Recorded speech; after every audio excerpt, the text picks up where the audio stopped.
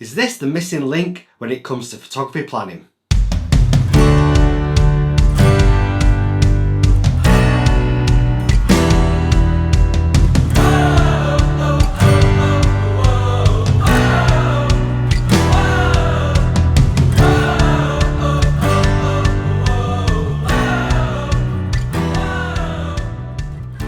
Hi there, my name's Rich Dyson from Edinburgh Photography Workshop, and this is Coffee Break Photography.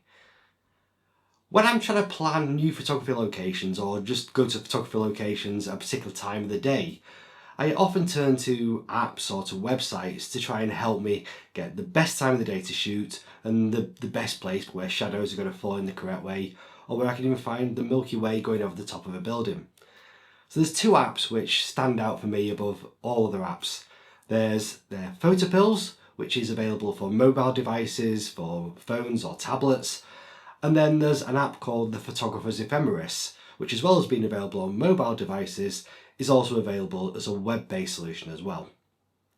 They've both got advantages, they've both got disadvantages, and I'd really love to hear your comments as to which you think is, in your opinion, the best and why.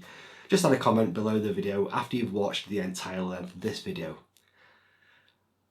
Just this month, there's been a new development by the Photographers Ephemeris, which I think might give it a little advantage over Photopills, and that's to add in weather functionality into planning your photography. So this is really only going to be useful for planning maybe 1 or 2 days ahead, but I think it's a really good tool. So what we're going to do is going to go and have a look on the app and see how it works. Okay, so here I am in front of the laptop. And I'm here on the Photography Ephemeris website, which is app.photoephemeris.com. I'm a pro member of Photography Ephemeris, so I do get a few extra features built in by paying a small annual fee.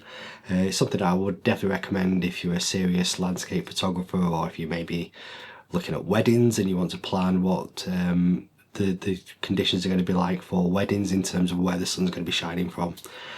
One of the things you do get from as a pro member for Photography Ephemeris is something called Skyfire. So it's accessed up here and it's lit up if you've got it as part of your plan. And what that allows you to do, not that often in Scotland it must be said, is to show you when the expectation for a burning red sky at sunrise or sunset is going to happen.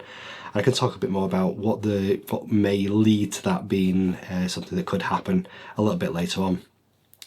So for those people who don't know Photography Ephemeris or don't know Photopills, which is the other app that I use, they work in a very similar way. So you have a map of where you're standing. The red pin is the position where you want to be standing when you're taking the photograph. And the black pin is the position you're going to be shooting towards. So in this case, it's shooting from Carlton Hill towards Edinburgh Castle, which is quite a famous location that we have here in Edinburgh, and one that I start my night photography workshops with. So the apps have these lines on them. You can see you've got a yellow line here that shows us on this particular day, which is today, the 20th of February. It shows you where the sun rose from. The blue line, light blue line, shows you where the moon rises from. And you've also got the moon set, you've got the current position of the sun, and here you've got the sunset position today. And you can move this line up and down to show you how the sun and the moon are going to move. So I'll set it to about the current time. If you want to see the current time, just click on the little clock icon here, and that puts you onto the current time. So they're really good, these apps, for allowing us to determine where we need to be in order to get a nice sunrise, sunset, where we need to be to position the moon above a certain feature. So it's a great planning app. What we've had delivered in the last few weeks by Photography Ephemeris is a new functionality called WX. And what this adds is probably the missing dimension out of photography planning, which is the expected weather conditions. So clearly this is only going to be viable for trying to think about shoots that you're doing maybe 1 or 2 days in advance or on the actual day you're shooting. So let's click on WX, and that takes us to a new website. It takes us to wx.photoephemeris.com. And you can see you've got a whole new interface now, and I'll talk you through that interface in a second. You can either bookmark the WX site and go directly to it, or if you want to switch between the two, it's like a little door over on the top right hand corner. Click on that door, that takes you back to the Photo Ephemeris site, and click on WX, that takes you to the new WX site. So what WX allows us to do is to see what the expected weather conditions are based upon a series of different forecasters. Now, if you watched my video from a couple of weeks ago where I compared different weather forecasting websites to see which one performs the best, which one performs the most accurate, and if you remember, I found that the Met Office was actually considered to be the most accurate website of my semi-scientific test that I did. And I've at the moment got the Met Office weather model selected, and you can see where the weather models that are available through here, through the new functionality, are over here. So there's 9 different models. As a user in the UK, I'm probably going to be interested in maybe 3 of these. There's the ECMWF model, which is a European-wide model. There's the GFS model, which is a global model, and the UK Met Office. You can see if you live in Canada or America or different parts of Europe, there are different models that might be more specific for you. And it's kind of up to you a little bit to determine which of these models you trust the most. So you need to probably do a little bit of your own testing to see which one works the best. As I did testing just a few weeks ago, I'm going to use the UK Met Office one, so you can select the model just by clicking on here. Now, every weather forecaster updates their models at different intervals. The UK Met Office updates theirs at 3 hourly intervals.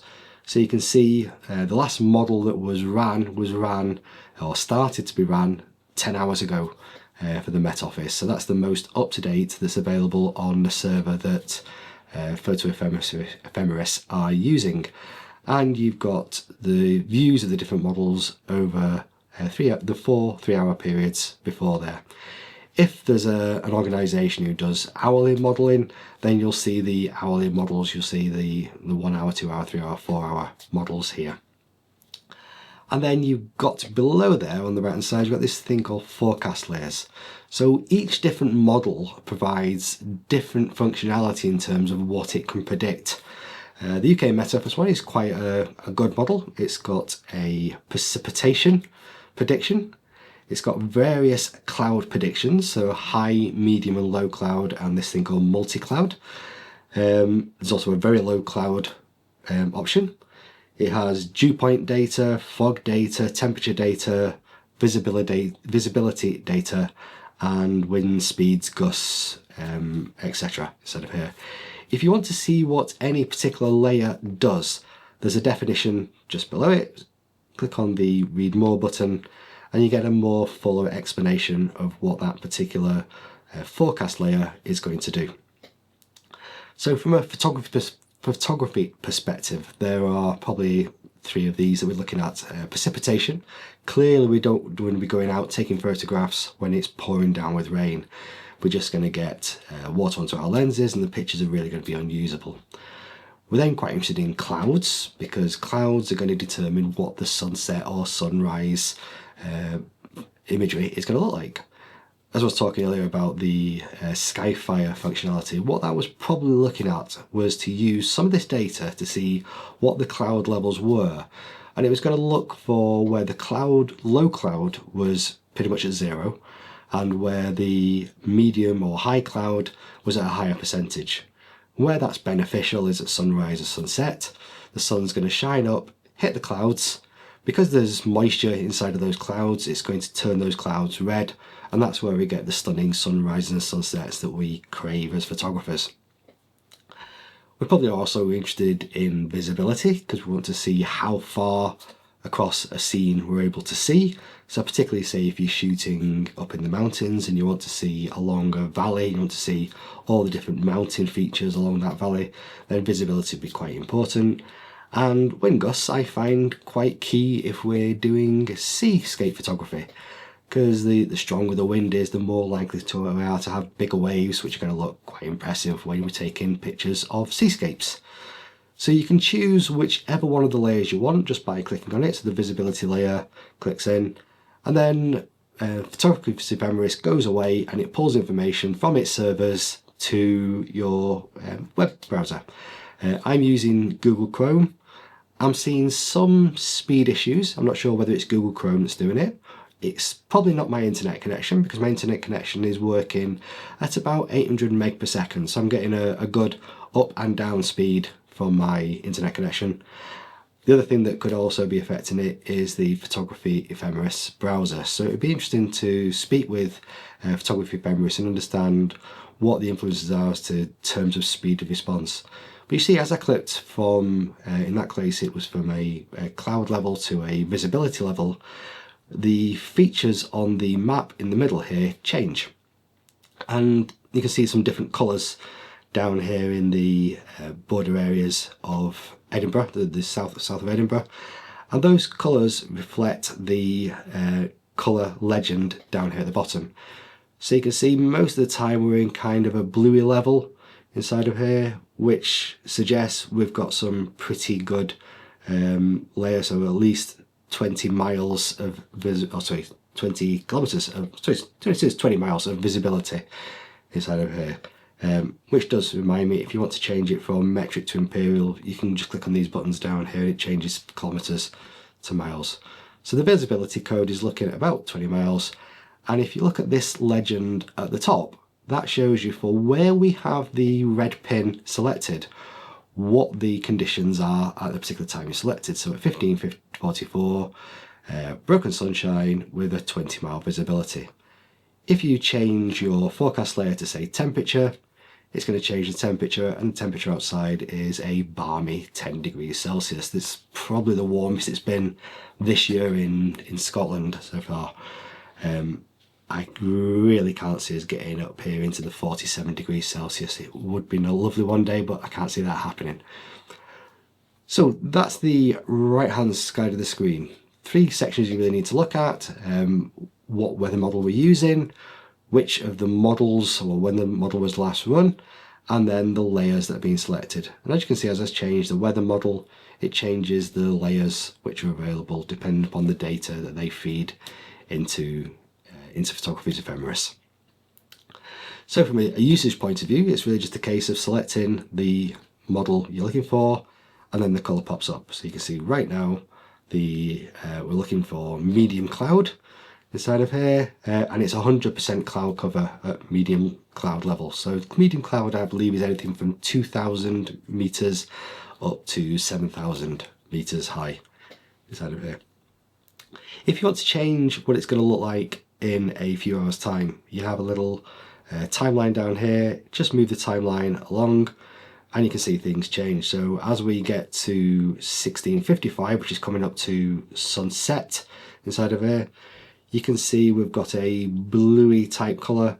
So bluey type colour says it could be medium and low cloud. So clearly we're not looking towards a burning sunset tonight. If it's more low level cloud, the cloud's going to be blocked and it's not going to light up the sky inside of here. You can see that I've got a yellow line. That yellow line is showing me where the sun position is. If I switch that button off there on the right hand side, it switches off the sun one. We also have a moon one. So if I move back to when the moon appears, you can see the moon appearing at 7:06 this morning, and it's scooted across the sky. And again, if I want to remove the moon from there, just click on the moon position. This little button above the sun and the moon allows us to show the transitions as we go between things. So as you can see, as I move the timeline, it's changing each time, every 3 hours, what the legend is going to be. If I switch this off, it's going to be a very jerky movement. So it's going to show you every 3 hours there. By switching this on, it's more like what weather will actually happen. So it's going to transition between each of them. So you can see it moving very slowly from time to time to transition instead of there. And the final button that you'll probably not use that often, but it's quite a handy button to have, is to show you what the coverage is for the different models. So I'm just going to go back to the UK Met Office model, and by clicking on this button here, it's going to show us the area that the UK Met Office model covers. And you can see that overlay now shows us that the Met Office model covers, as you would expect, the UK, bit of Belgium, bit of France, bit of the Atlantic Ocean, and going up into Sweden. So that's kind of the area which is taking different readings from, so it can come up with its models to predict, hopefully, an accurate weather forecast. So this is early functionality. It's just come out in the last 2 or 3 weeks. It's an additional thing that you might use. It's something that I can definitely see I can be planning the next couple of days shoots to determine whether I'm going to go somewhere or not, depending upon what the forecast is going to be. So I hope you found this useful. If you've enjoyed my videos, it'd be really good if you could like and subscribe them, because that way a few more people are going to come to the YouTube channel, and they're going to see my videos. It would be really good if you could subscribe to the channel as well, and the easy way to subscribe to the channel is by clicking on this button just down here, and that's going to allow you to see my videos a lot more frequently. And finally, I run a newsletter. It's a monthly newsletter, so I'm not going to be spamming you every day of the week with different offers. The newsletter covers things like what's been on the YouTube channel for the last month. It's also going to look at things that are happening, particularly in Scotland, around photography, but there's also a wider perspective to it as well. And now and again, there's the odd deal that I can throw in if I've had a partner who's given me something that I can give away to my subscribers. So if you'd like to subscribe to my newsletter, just click on this button up here, and that'll get you subscribed. My name's Rich Dyson from Edinburgh Photography Workshop, and this has been Coffee Break Photography. See you next time.